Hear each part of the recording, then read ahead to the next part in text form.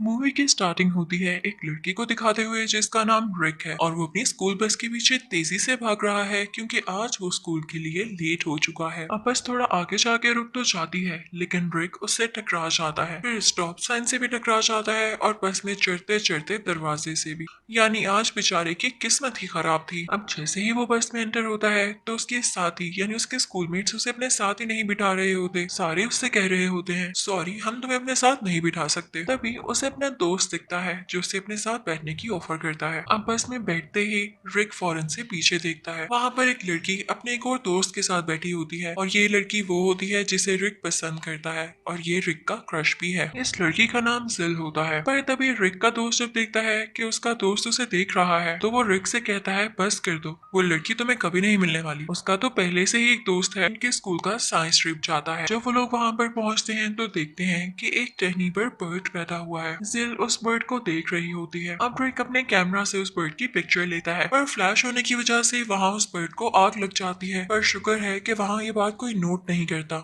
अब जला हुआ बर्ड जब नीचे गिरता है तो रिक उसे अपने पाँव से बुझाने लग जाता है, यानी उसकी आग को बुझाने लग जाता है। तो इसी चक्कर में उसका जूता जिल के फ्रेंड को जाकर लगता है तो वो गुस्से में आकर रिक से कहता है कि तुम्हारी हिम्मत कैसे हुई, तुमने मुझे मारा। तो उनके बीच में जिल आ जाती है और उनकी लड़ाई को रोकती है और तभी वहां पर किसी साइंटिफिक प्लेस का सीईओ भी आ जाता है जो उसके कंधे पर हाथ रखते हुए कहता है कि अपनी लड़ाई को खत्म करो। सारे बच्चे आगे जा रहे होते हैं तो रिक नोटिस करता है कि सीईओ की कुछ तबीयत खराब सी हो रही है, उन्हें कफिंग हो रही है और साथ ही साथ उनकी खांसी में खून भी आ रहा है। तो उनसे पूछता है कि क्या आपकी तबीयत ठीक है, तो वो आगे से कहते हैं हाँ बेटा ये तबीयत ठीक ही है, ये खून आना कोई बड़ी बात नहीं। अब यहाँ पर वो सीईओ रिक से भी पूछता है कि बेटा आपके मामा पापा कैसे हैं, तो रिक आगे से बताता है कि वो तो नहीं है। उसके बाद सारे स्टूडेंट्स आगे बढ़ने लगते हैं। अब वो किसी ऐसे ग्लास चैम्बर के पास पहुंचते हैं जिसके अंदर बहुत सारे ड्रैगन फ्लाइज हैं, लेकिन उसमें से एक ड्रैगन फ्लाई उड़ता हुआ रिक का पीछा करने लगता है और उसे गर्दन पर काट लेता है। जब रिक अपने घर पहुंचता है तो हमें पता चलता है कि वो अपने ओल्ड अंकल और आंट के साथ रहता है। अब यहाँ पर उसे चलने में भी प्रॉब्लम हो रही और ऐसे लग रहा था जैसे उसकी बॉडी में हल्की हल्की स्वेलिंग भी हो रही हो। उसके अंकल उससे कहते हैं कि बेटा मछलियों को खाना डाल दो, और अब जैसे ही रिक एक्वेरियम खोलता है तो उसे वॉमिटिंग होने लगती है और वो उसके अंदर ही वॉमिट कर देता है और फिर अपने कमरे में आकर बैठ जाता है। अब उसके अंकल भी उसके पीछे पीछे आते हैं, वो आकर रिक को बताने लगते हैं कि तुम बड़े हो रहे हो तो मूड स्विंग्स आना नॉर्मल बात है। पर यहाँ पर रिक बेड पर गिर जाता है और गहरी नींद सो जाता है। उधर हम उसी सीईओ को देखते हैं जो बाकी सारे लोगों को अपनी इन्वेंशंस दिखा रहा होता है और अब वो एक इलेक्ट्रिकल चेयर पर बैठ जाता है जिस पर बैठने के बाद उसे कुछ इलेक्ट्रिकल शॉक्स लगने लगते हैं। अब उसके पास एक आदमी खड़ा होता है जिसका वो हाथ पकड़ लेता है, तो उसका हाथ पकड़ने के बाद उस आदमी की सोल इस सीईओ में आ जाती है। सोल नहीं, एक तरह की जिंदगी, यानी सीईओ की जिंदगी अब लंबी हो जाती है। यहाँ पर सारे लोग ये देखकर डर से जाते हैं। फिर हम देखते हैं कि रिक को होश आ गया है और अब यहाँ पर वो अपना कंप्यूटर ऑन करता है और गूगल पर सर्च करने लग जाता है कि ड्रैगन फ्लाई बाइट, यानी वो ये देखना चाह रहा था कि ड्रैगन फ्लाई के काटने से क्या होता है, क्योंकि उसे अपनी बॉडी में बहुत से चेंजेस मिल रहे थे। पर तभी उसे एक नोटिफिकेशन आती है कि प्रोफेसर एक्स ने आपको फेसबुक पर एज ए फ्रेंड ऐड किया है और साथ ही साथ उनके कुछ मैसेजेस भी आते हैं कि रिक सारे जवाब मेरे पास है, मुझे मत ढूंढना, मैं तुम तक खुद आऊंगा। तभी उसकी नजर पड़ती है अपने फादर की पिक्चर पर, तो वो उसे देखने लग जाता है और अपने फादर को मिस करने लग जाता है कि डैडी आप बहुत जल्दी चले गए। फिर अगली सुबह हम देखते हैं कि इनके स्कूल में एक साइंस फेयर होता है तो वहाँ रिक भी जाता है। वहाँ पर एक गेस्ट आए होते हैं और वो होते हैं स्टीफन हॉकिंग्स। वो आकर इन सब बच्चों से कहने लग जाते हैं कि मुझे देखो मैं चल भी नहीं सकता, मैं चाहता हूँ कि मेरी भी तुम लोगों जैसी जिंदगी होती, मैं जहाँ चाहता वहाँ जा सकता। अब इसके बाद सारे बच्चे अलग अलग हो जाते हैं तो रिक जब चलकर जा रहा होता है तो उसकी नजर सिल पर पड़ती है और वो उसी में खो जाता है और इसी वजह से उसकी टक्कर सिल के दोस्त के साथ हो जाती है। वो रिक से कहता है कि देख के चला करो। अब जैसे ही रिक थोड़ा आगे जाता है और पानी पीने लगता है तो जिस बोर्ड पर वो हाथ रखता है वो उसका हाथ उसी के साथ चिपक जाता है। वो अपना एक हाथ तो छुड़ा लेता है और ऑब्जर्व करता है कि उसके हाथ पर छोटे छोटे बाल आ रहे हैं और उसके हाथ काफी स्टिकी यानी चिपचिपे से हो रहे हैं। अब जब वो दूसरा हाथ छुड़ाने की कोशिश करता है तो बोर्ड टाइप बॉक्स उसके हाथ के साथ ही चिपक जाता है और झटका लगने की वजह से वो सीधा जाकर जिल के दोस्त पर लगता है। तो अब यहाँ पर लड़ाई होने लगती है। उन दोनों की लड़ाई के दरमियान ड्रेक स्टीफन हॉकिंग्स की उसी व्हील चेयर के ऊपर जाकर गिरता है जिससे स्टीफन हॉकिंग्स भी जख्मी हो जाते हैं। वो मक्खियों के छत्ते में जाकर गिरते हैं जिसकी वजह से सारी की सारी मक्खियां बाहर आने लगती हैं और सारे स्टूडेंट्स में हलचल मच जाती है। रिक अब वहां से बाहर जाता है और नोट करता है कि वो बिल्डिंग बिल्डिंग के ऊपर चल सकता है। वो जंप्स भी लगा पा रहा था, उसके हाथ भी स्टिकी हो गए थे और उसकी बॉडी भी काफी फ्लेक्सिबल हो चुकी थी। उसे ऐसे लग रहा था जैसे वो कोई स्पाइडरमैन बन गया हो। तभी वो वहां से देखता है कि रोड पर एक ट्रक काफी तेजी से आ रहा है और उस ट्रक के सामने एक बूढ़ी औरत और उसका डॉग है। तो रिक यहाँ पर उनकी मदद करने चाहता है और फौरन से वहां जाके उस बूढ़ी औरत और उसके डॉग को धक्का दे देता है और ट्रक भी यहाँ पर रुक जाता है। अब सारे लोग आकर उसको हैरान होकर देखने लगते हैं। रिक समझता है कि शायद वो मेरी तारीफ कर रहे हैं या मुझे अप्रिशिएट कर रहे हैं, पर जब वो दूसरी तरफ देखता है तो वो बूढ़ी औरत किसी डंपर में फंसी होती है और उसका डॉग भी बेचारा नीचे खड़ा होता है। वो डॉग भी लटक रहा होता है।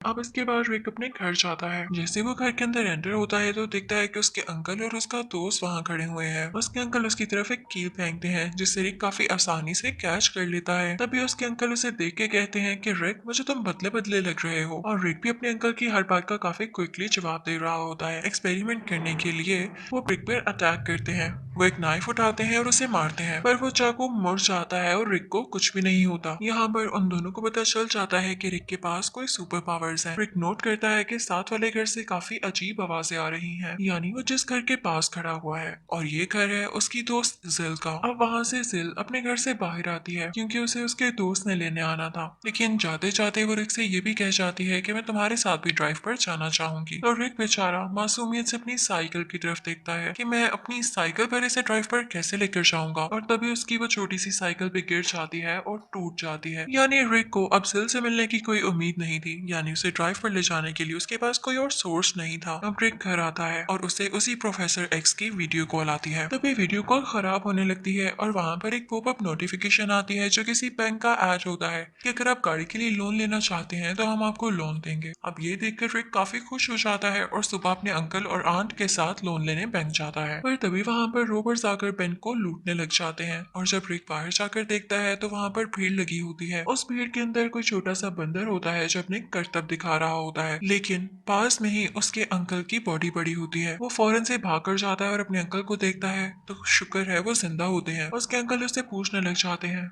रिक तुम क्या एक रिस्पॉन्सिबल लड़के हो? तो रिक आगे से कहता है मैं भी नहीं जानता। तभी वहाँ पर एक मेडिकल टीम आ जाती है जो रिक के अंकल को हॉस्पिटल शिफ्ट करती है। अब दूसरी तरफ हम सीईओ को देखते हैं जो कि अपने ऑफिस में है और उसके ऑफिस में उसकी एक असिस्टेंट आती है। पर यहाँ पर उस सीईओ की तबीयत खराब हो रही थी, वो दोबारा से वीक फील कर रहा था, तो वो अपनी असिस्टेंट का हाथ पकड़ के उसकी सारी जान ले लेता है और खुद पावरफुल हो जाता है। और इसके बाद वो उसकी डेड बॉडी को अलमारी में छुपाने लगता है। तो रिक को हम देखते हैं जो कि अपने अंकल के पास होता है और उसके बाद वो सोचता है कि क्यों ना प्रोफेसर एक्स से मिला जाए, क्योंकि वो उसकी शक्ल तो देख ही चुका था। उनसे मिलने जाता है तो उसको किसी ऐसे स्कूल में लेकर आता है जो कि स्पेशल बच्चों का स्कूल है। और यहाँ पर प्रोफेसर एक्स रिक को ये भी बताने लगते हैं कि तुम एक बहुत ही स्पेशल बच्चे हो, यानी तुम में बहुत ज्यादा पावर्स है, अगर तुम इनका यूज करो तो तुम उड़ भी सकते हो। प्रोफेसर एक्स भी व्हील चेयर पर होते हैं और अब वो मिलते हैं अपनी बीवी से। उनकी बीवी भी व्हील चेयर पर होती है और उन सब में बातें होने लगती हैं। तभी प्रोफेसर एक्स की बीवी एक छोटा सा बच्चा सामने लाती है जो कि बच्चा यानी इंसान भी नहीं लग रहा होता, ऐसे लग रहा था कोई टॉय है, और वो भी व्हील चेयर पर ही बैठा होता है। वो बच्चा आहिस्ता आहिस्ता से अपने छोटे छोटे हाथ अपने दिमाग की तरफ लाता है और टेलीकाइनेसिस करते हुए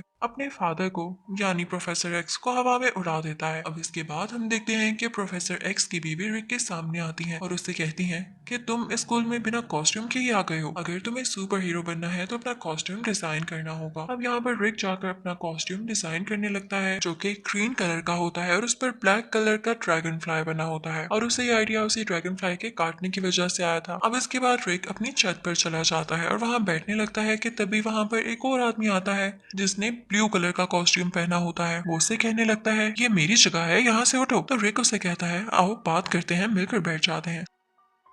अगली सुबह किसी ऑफिस में रिक एक जॉब इंटरव्यू के लिए गया है। वो उसे अपनी उसी कॉस्ट्यूम में पिक्चर्स दिखाने लगता है, लेकिन वहाँ का बॉस उससे कुछ ज्यादा इम्प्रेस नहीं होता। अब तभी वहाँ पर एक आदमी आता है जो बताता है कि जिस यूनिवर्सिटी में ये सारे स्टूडेंट्स पढ़ते हैं, यानी वो आदमी सिर्फ इतना कहता है कि यूनिवर्सिटी के बाहर पुलिस आ रखी है, और तभी वहाँ से रिक गायब हो जाता है। जहाँ पर ये सारे बच्चे पढ़ते हैं वहाँ पर वही सीईओ आया होता है जिसने ब्लैक और रेड कलर का कॉस्ट्यूम पहना होता है, और उसके बाजू पर एक कंटेनर लगा होता है, और अब वो यहाँ पर जवान रूहों का यानी यूथ का ब्लड लेने आया था, और ऐसा सीरम जिससे वो जवान रह सके। और तभी यहाँ पर रिक भी उसे ड्रैगन फ्लाई के कॉस्ट्यूम में पहुंच जाता है और अब उनमें लड़ाई होने लगती है। सिल भी ये सब कुछ देख रही होती है। अब आहिस्ता आहिस्ता उनकी लड़ाई इतनी ज्यादा बढ़ने लगती है कि वही सीईओ यानी जो ब्लैक और रेड कॉस्ट्यूम में है उसकी तरफ ब्लेड्स फेंकता है, लेकिन लकीली उसका कॉस्ट्यूम इतना मजबूत होता है कि रिक जख्मी नहीं होता, उसकी जान खतरे से बाहर होती है। उसके बाद लड़ाई खत्म हो जाती है क्योंकि सीईओ वहां से छुपकर चला जाता है। फिर रात को हम देखते हैं कि सिल एक थिएटर से बाहर आ रही है तो रिक उसका पीछा करते करते उसके पास आता है और उससे बात करने की कोशिश करता है। सिल यहाँ पर मूवी का ऑडिशन देने आई थी। अब रिक उसे फ्लैश देता है और उसे उसका हाल पूछता है तो सिल आगे से उससे कहती है कि बस हाल पूछोगे, मुझे लगा था तुम कोई और बात भी करना चाहते हो। पर रिक क्योंकि यहाँ पर बहुत ज्यादा शर्मा रहा होता है तो आगे से कुछ भी नहीं कहता और तभी सिल वहां से चली जाती है। और इनफैक्ट उसे ये भी नहीं पता होता कि ड्रैगन फ्लाई वाली कॉस्ट्यूम वाला आदमी है कौन, पर उसे वो ड्रैगन फ्लाई कॉस्ट्यूम वाला मैन बहुत अच्छा लग रहा होता है। वो उससे काफी इम्प्रेस्ड होती है। थोड़ा आगे जाते ही उसके पीछे कुछ बुरे लोग पड़ जाते हैं और रिक जैसे ही पीछे से ये देखता है तो वो दोबारा से अपने उसे ड्रैगन फ्लाई वाले रूप में आ जाता है और उन बुरे लोगों से लड़ते हुए सिल की जान बचाता है। और यहाँ पर भी सिल उसे बहुत प्यार वाली लुक करवाती है कि जैसे वो उसका शुक्रिया कह रही हो। अब उधर हम उसी सीईओ को अपने घर में रिसर्च करता हुआ देखते हैं। उसे पता चलता है कि इमॉर्टल होने के लिए उसे 47,000 लोगों की जान लेनी होगी, यानी उनकी पावर अपनी बॉडी में लाना होगी, उसके बाद वो मर नहीं सकेगा। और अब सीईओ इस पर काम करने लग जाता है। उधर हम रिक को देखते हैं, उसने सिल को अपने घर पार्टी में इनवाइट किया होता है। अब जैसे ही सिल यहाँ पर आती है तो उसके रिक की आंट के साथ काफी अच्छी दोस्ती हो जाती है और वो उनको बताने लग जाती है कि मुझे ड्रैगन फ्लाई वाले मैन से, यानी उस आदमी से जिसने ड्रैगन फ्लाई का कॉस्ट्यूम पहन रखा है, काफी अटैचमेंट सी फील होने लगी है। ऐसे लगता है जैसे मैं उसे पसंद करने लगी हूँ। लेकिन तभी वहाँ पर सिल का दोस्त और उसके वही अंकल आ जाते हैं जो कि सीईओ है। अब उधर हम ऊपर रिक के कमरे में देखते हैं कि रिक बाहर से अंदर आया है। उसने वही ड्रैगन फ्लाई वाला कॉस्ट्यूम पहन रखा है। इससे पहले कि वो अपना कॉस्ट्यूम चेंज करता, वहाँ पर वही सीईओ आ जाता है जो कि उसी को देखने आया था, क्योंकि उसे शक होता है कि ड्रैगन फ्लाई मैन यही रिक है। पर यहाँ पर रिक यानी यही ड्रैगन फ्लाई मैन फौरन से ऊपर अपनी छत पर छुप जाता है, यानी कमरे की छत पर। सीईओ जब उधर देखता है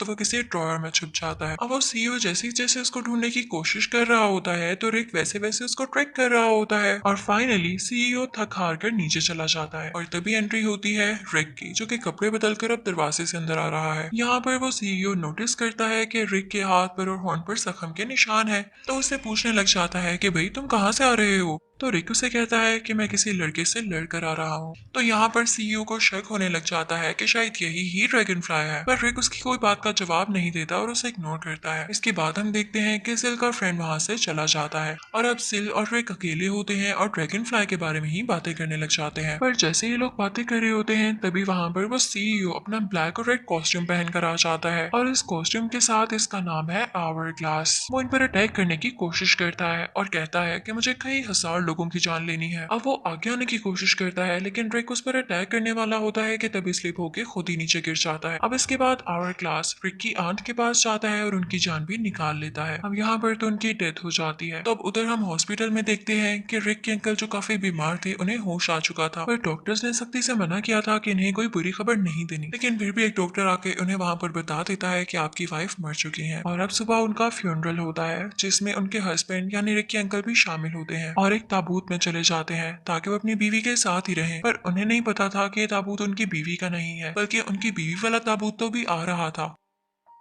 और जैसे कुछ लोग उस ताबूत को लेकर आ रहे थे तो स्लिप होने की वजह से उस ताबूत का कैप खुल जाता है, यानी उसका डोर खुल जाता है और उनकी वाइफ नीचे गिर जाती है। जहाँ पर उसकी वाइफ गिरी थी वहां पर आग लगी हुई थी तो वो आग में जल जाती है। कुछ टाइम गुजर चुका है, रिक काफी ज्यादा डिप्रेस्ड है। वो घर में अकेला बैठा हुआ है, उसने अपना घर काफी गंदा किया हुआ है और अब तो उसकी दाढ़ी भी आ चुकी है। तभी हम देखते हैं कि उसके अंकल और रिक के दोस्त उसके घर आते हैं। अब यहाँ पे रिक के अंकल उसे रिंग देते हैं और उसे कहते हैं कि जो कुछ इस रिंग पर लिखा है तुम्हें वो करना होगा, तुम्हें उसके मुताबिक जीना होगा।